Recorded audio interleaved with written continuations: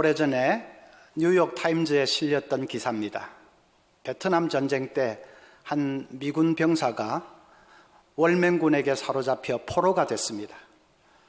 열악한 포로 수용소에서 그 병사는 그래도 한 2년 동안을 비교적 양호하게 잘 버텨냈습니다.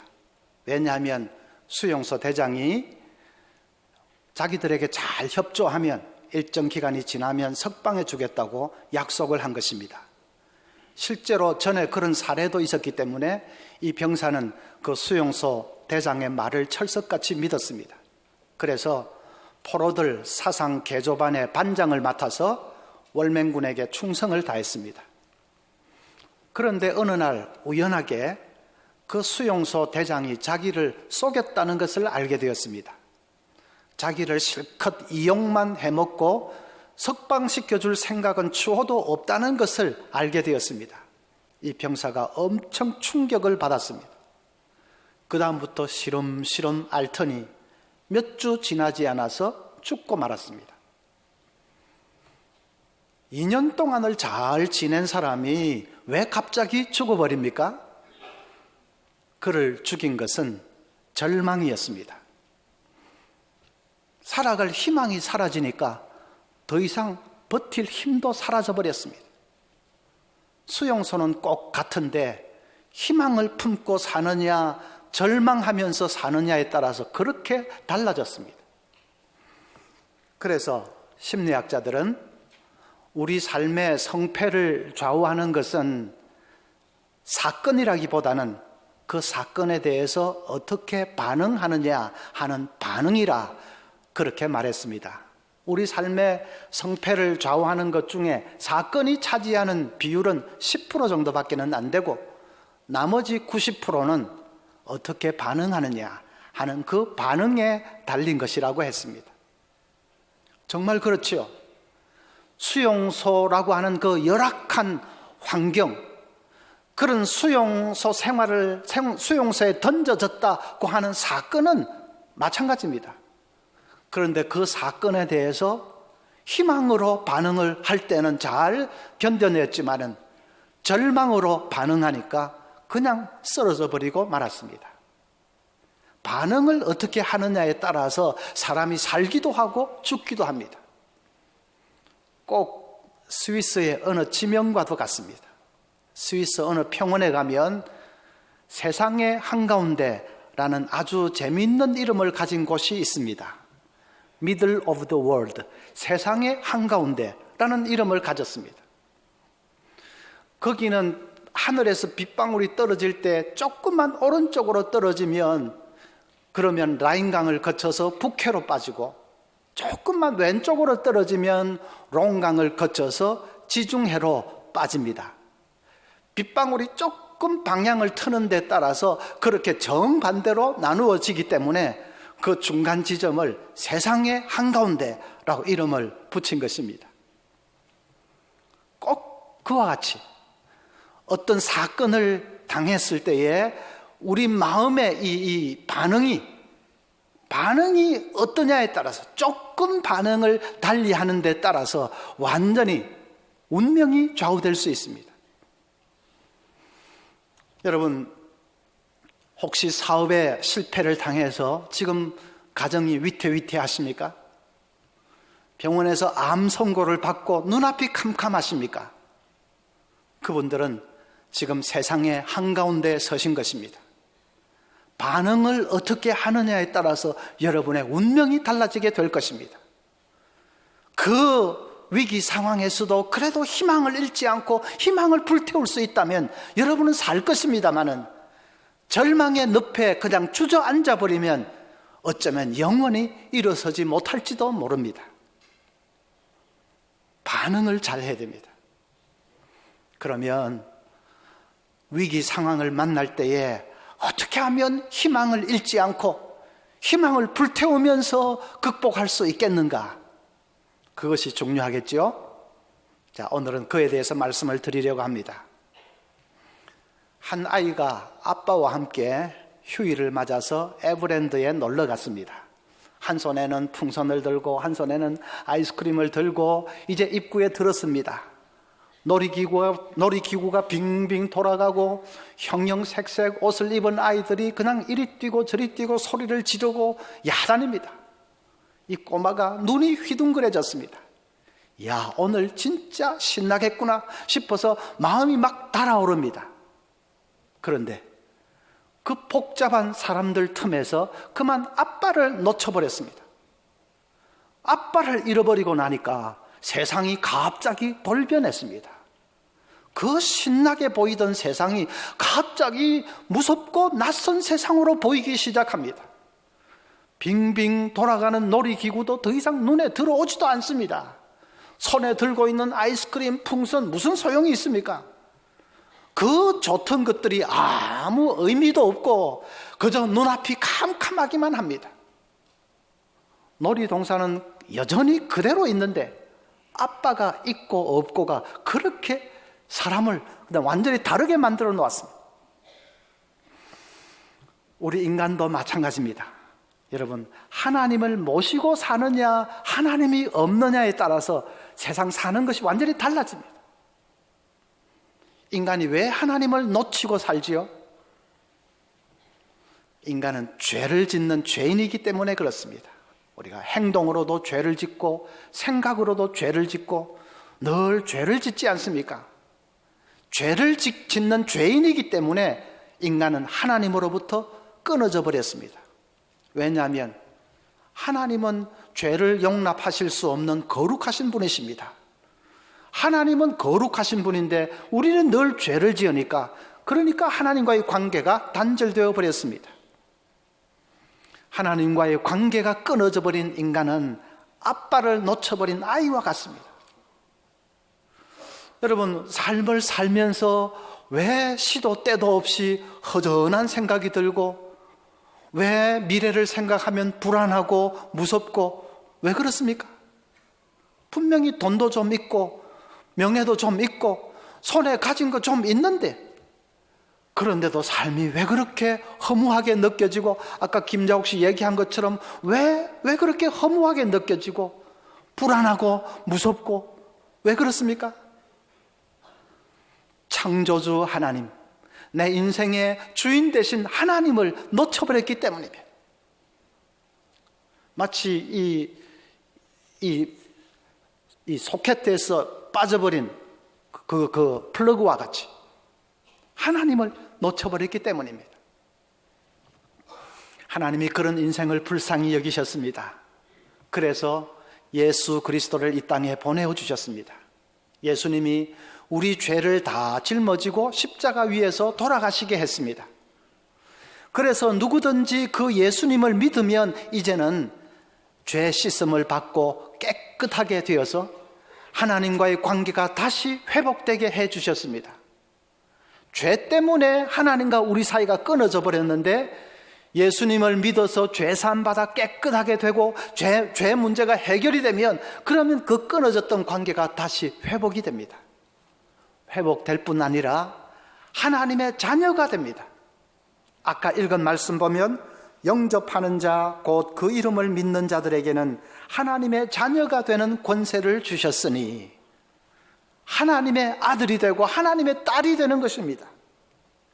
여러분, 아까 그 아빠를 잃어버렸던 이 아이가 사람들 틈바구니에서 아빠를 발견했다고 해보십시오. 극적으로 아빠를 찾아서 그래서 아빠 부르면서 그 품에 달려가서 안기겠죠. 그러면 그 순간에 세상은 한 번 더 달라집니다. 그 무섭고 낯설던 세상이 기쁨이 가득 찬 황홀한 세상으로 그렇게 변할 것입니다. 다시 손에 든 풍선도 아이스크림도 의미를 되찾기 시작했습니다. 아빠를 찾았으니까. 마찬가지죠. 우리가 하나님을 내 아버지로 모시고 살게 되면 세상이 기쁘고 황홀한 삶으로 변하게 됩니다. 처음에 말씀드린 대로 절망이냐 희망이냐를 선택해야 되는 그 선택의 기로에 섰을 때 우리가 어떻게 희망을 붙들 수가 있느냐? 하나님이 내 아버지가 되시기 때문입니다. 우리가 하나님의 사랑받는 자녀가 되었기 때문입니다. 그래서 하나님께서, 창조주 하나님이 늘 나와 함께 하시는 것을 우리가 알게 되면, 그러면 어떤 위기 상황이라도 희망을 불태우며 살 수 있습니다. 좀 구체적으로 말씀을 드리겠습니다. 세상의 한가운데 선것과 같을 때 반응을 어떻게 삐끗 잘못하면 운명이 갈릴 수 있는 그런 상황에 섰을 때 어떻게 하면 우리가 희망을 붙들고 희망을 불태우면서 살 수 있을까? 자, 첫째는 하나님께서 나와 함께 해주시는 것을 알 때에, 그걸 믿을 때 그렇게 될 수 있습니다. 여러분, 아기가 아장아장 그런 말을 배울 때 아빠가 뒤에서 딱 손을 받치고 준비하고 있지 않습니까? 아기는 자기 혼자 걷는 줄 알고 있지만은 아닙니다. 아빠가 그냥 여차하면 붙들어 주려고 만반의 준비를 갖추고 아기 가는 대로 따라가지 않습니까? 하나님께서 우리 아버지 되시면 하나님이 늘 그렇게 우리와 함께 해주십니다. 저는 이제 이 정도 나이가 됐으니까 그런지 모르겠습니다만은 지나간 생을 한 번씩 돌아보는 시간들이 있습니다. 아마 여러분도 종종 그러시리라고 생각합니다. 지난 삶을 한 번씩 이렇게 돌아보면 좀 아찔아찔할 때가 많습니다. 총각 때 마음에 두고 있는 아가씨가 있었습니다. 그 아가씨와 결혼했더라면 어떻게 됐을까 생각하니까 아찔합니다. 지금 목회가 제대로 안 됐을 겁니다. 하나님이 그래서 그걸 막으셨습니다. 그런데 이 얘기는 괜히 했다 싶으네요. 오늘 밤에 이 무슨 고문을 당하지 않을지, 그게 누구냐고 막 이렇게 하지 않을지 제가 좀 걱정이 됩니다. 어쨌든 배팅할 수 없고, 80년대에는 유학 준비를 다 해서 미국 학교에서 입학 허가서까지 받았습니다. 그래서 그 길로 유학을 갔더라면 어떻게 됐을까? 아찔합니다. 그때는 교회사 전공하겠다고 껍죽댔는데 그렇게 계속 공부를 했더라면 아마 고생만 진탕하고 학위도 제대로 받지도 못하고 허지부지 끝났을 것입니다. 하나님은 그것도 막으셨습니다. 82년도에는 서울에서 봉사하던 교회 이제 사임하고 지방의 조그마한 교회로 내려가야 되는데 저는 가기 싫어서 발버둥을 쳤습니다. 꼭 시골에 무슨 낙향하는 기분이 들어서 그래서 발버둥을 쳤습니다. 장차 그 교회에서 담임 목사 되고 그 교회에서 유학시켜 주어서 공부 잘하고 그게 준비되어 있다는 것은 저는 꿈에도 몰랐죠. 하나님은 그걸 아시니까 이번에는 저 등을 그냥 뜯어 밀었습니다. 2007년도에 신학교를 떠나서 이 서문교회에 부임하려고 할 때에 주위에서는 다 말렸습니다. 편안한 교수 자리 내놓고 왜 힘든 목회 현장으로 가려고 하느냐고 다 말렸습니다. 그런데 그때도 하나님이 제 등을 그냥 뜯어 밀었습니다. 돌이켜보면 제가 한 것은 사고 친 것밖에는 없습니다. 실수투성이었고 시행착오를 되풀이한 것밖에는 없습니다. 그런데 하나님이 어떤 때는 막으시고 또 막으시고 어떤 때는 등을 떠다미시고 진짜로 내가 산 것이 아니라 하나님이 제 생을 살아주셨습니다. 왜요? 내가 하나님의 자녀니까, 하나님의 사랑받는 아들이니까 하나님이 저의 삶을 그렇게 책임져 주셨습니다. 심지어는 시련도 복이 되게 해 주셨습니다. 제가 학교에 있을 때 큰 시련을 당했습니다. 학교에서 입시 비리가 터졌는데 제가 마침 그때 책임자로 있었습니다. 그래서 어떻게 하든지 그 문제를 바로잡아 보려고 애를 썼는데 당사자 그분이 오히려 저에게 역공을 해왔습니다. 교단의 어마어마한 정치 세력과 결탁해서 오히려 저를 모함하고 저를 그냥 이 공격을 하기를 시작했습니다. 결국 저는 원장직에서 사임을 해야 했습니다. 그뿐 아니라 속해 있던 노회에서 목사직 정직도 받았습니다. 목사직을 그만둬야 된다. 정직이라는 것은 엄청난 죄를 지었을 때만 하는 겁니다. 저는 제가 젊은 날 꿈에 부풀어서 가슴이 뜨거워서 이제 목사 안수를 받을 때 앞으로 내가 목사직 정직을 당하는 일이 생긴다. 그건 진짜 꿈에도 생각을 못했습니다. 제가 그렇게 나쁜 사람으로 보입니까? 그렇게 몹쓸 사람은 아닙니다. 그런데 일이 당하니까 그냥 당하더라고요. 세상에 얼마나 억울하고 얼마나 말도 안 되는 일도 많은지 모릅니다. 그냥 그런 일이 터지니까 터지더라고요. 아내나 저나 많이 울었습니다. 그리고 그 일을 계기로 이제 학교를 떠나서 이 서문교회로 오게 되었습니다. 제가 교회로 부임하게 된 이유가 그것만 있는 것은 아닙니다. 뭐 다른 여러 가지 이유들도 있고 학교에 있으니까 좀 영적으로 너무 나태해지는 것 같아서 그래서 결정한 측면도 많이 있습니다. 그러나 그 중에 큰 이유 하나는 그거였습니다. 교회로 부임하면서 너무나도 마음이 무겁고 답답했습니다. 또 12년 학교에 있으면서 목회 현장을 오래 떠나 있었는데 갑자기 목회를 할 때 목회가 제대로 될는지 불안하기도 하고 두렵기도 했습니다. 불과 7년 전 일 아닙니까? 8년 전 일이지요. 그런데 하나님은 엄청난 축복을 딱 예비해 놓고 기다리고 계셨습니다. 그 길이 축복의 길이었습니다. 제가 이렇게 행복하게 목회를 하게 되리라고는 어떻게 제가 알았겠습니까? 그리고 오늘 여러분들 만나기 위해서 제가 그냥 하는 말이 아니고 진심입니다. 여러분들 이 인생길에서 여러분들 만나기 위해서 하나님께서 교회로 보내어 주셨습니다. 큰 시련이었지만은 결과적으로는 엄청난 축복이 되도록 하나님 그렇게 인도해 주셨습니다. 제가 하나님의 자녀이기 때문에. 철학자 데카르트가 나는 생각한다, 고로 나는 존재한다, 그 유명한 말을 했지요. 코기토 에르고숨, 나는 생각한다, 고로 나는 존재한다. 뉴하우스라는 학자가 거기 코기토라는 말에 R을 덧붙여야 된다, 그렇게 말했습니다. R을 붙여서 코기토르가 되면 그러면 나는 생각당한다 하는 수동태가 됩니다. 나는 생각당한다, 고로 나는 존재한다, 그렇게 바꿔야 된다. 그 말이 진짜 맞습니다. 하나님에 의해서 우리가 생각당하기 때문에 우리가 존재하는 것입니다. 하나님의 생각 속에 우리가 있기 때문에 우리의 삶이 든든한 것입니다.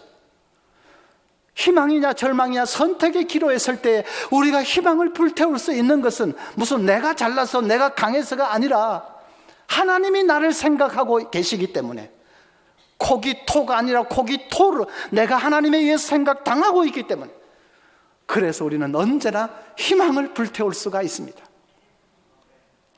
예수 믿고 하나님의 자녀가 되면 누구든지 그 복을 누릴 수 있습니다. 오늘 교회에 처음 나오신 분들 꼭 이 축복을 누릴 수 있기를 간절히 바랍니다.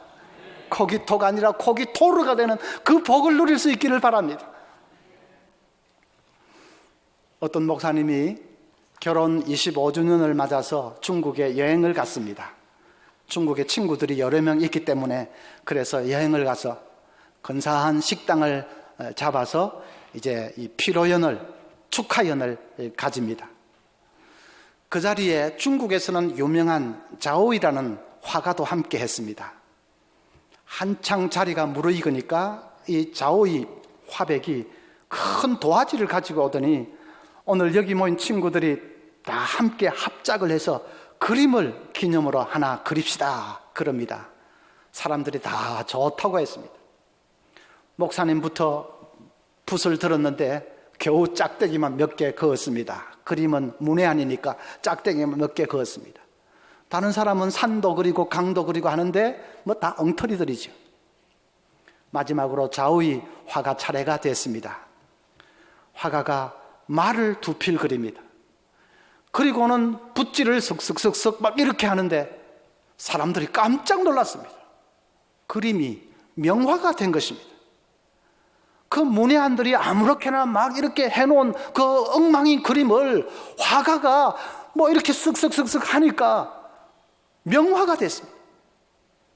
그리고는 옆에 이제 결혼 25주년 그 축하 그 화제를 쓰는데, 인생은 험한 길이다. 그러나 두 사람이 같이 한 길이었기에 외롭지 않았다. 결혼 25주년을 맞아 딱 그렇게 해놓으니까 진짜로 근사한 그림이 됐습니다. 그 그림은 목사님 댁에 소중한 가보가 되었다고 합니다. 여러분, 우리 삶이 꼭 그렇게 될 수 있습니다. 내가 살아온 삶은 늘 실수투성이고 늘 시행착오만 했습니다. 사고친 것밖에는 없습니다. 그 형편없는 삶도 대가이신 하나님의 손에 붙들리기만 하면 그 삶이 명화가 될 수 있습니다. 시련마저도 변해서 복이 더 되도록 하나님 그렇게 바꾸어 주실 수 있습니다. 우리가 하나님의 자녀이기 때문에 그렇습니다. 여러분, 오늘 우리 교회 처음 오신 분들이 다 그 놀라운 복을 꼭 받아 누렸으면 좋겠습니다. 저는 좀 이 시간이 짧아서 얘기를 다 못다 하는 것이 너무나도 답답합니다. 하나님의 자녀가 되면 누리는 복 100분의 1도 지금 다 얘기를 못했습니다. 기도하면 절망이 희망으로 바뀐다고 했는데 도대체 기도를 어떻게 해야 되는지 좀 차근차근 말씀드리고 싶은데 전혀 얘기를 못했습니다. 그 중요한 얘기들을 앞으로 좀 계속해서 나눌 수 있는 기회가 있었으면 정말 좋겠습니다. 그러나 이렇게 말씀드려도 오늘 한번 나오는 것으로 이제 끝내는 분들도 계시겠지요. 그분들은 꼭 기억하시기를 바랍니다. 여러분이 절망이냐 희망이냐 우병이 갈리는 그 순간에 섰을 때, 그런 순간이 앞으로 살면서 없다고 말 못하겠지요. 그런 위기의 순간이 닥칠 때에 오늘 들은 말씀을 꼭 떠올리시기를 바랍니다. 하나님의 손을 붙들면 살 수 있습니다. 기도로 엎드리면 살 수 있습니다. 캄캄하던 그 자리에 무슨 돌파구가 열리고 길이 열리게 될 것입니다. 혼자 기도하실 수 없거든 저에게 연락하십시오. 우리 사이에 무슨 핫라인이라도 설치를 해놓으면 좋겠습니다. 그래서 여러분, 그 중요한 순간에 오늘 들은 말씀 생각나서 여러분 그 절망할 수밖에 없는 자리에서 다시금 희망을 붙드는 그런 복된 삶 되시기를 바랍니다. 오늘 우리의 이 만남이 여러분의 생애에 오래오래 간직되는 한 줄기 빛이 되기를 간절히 바랍니다.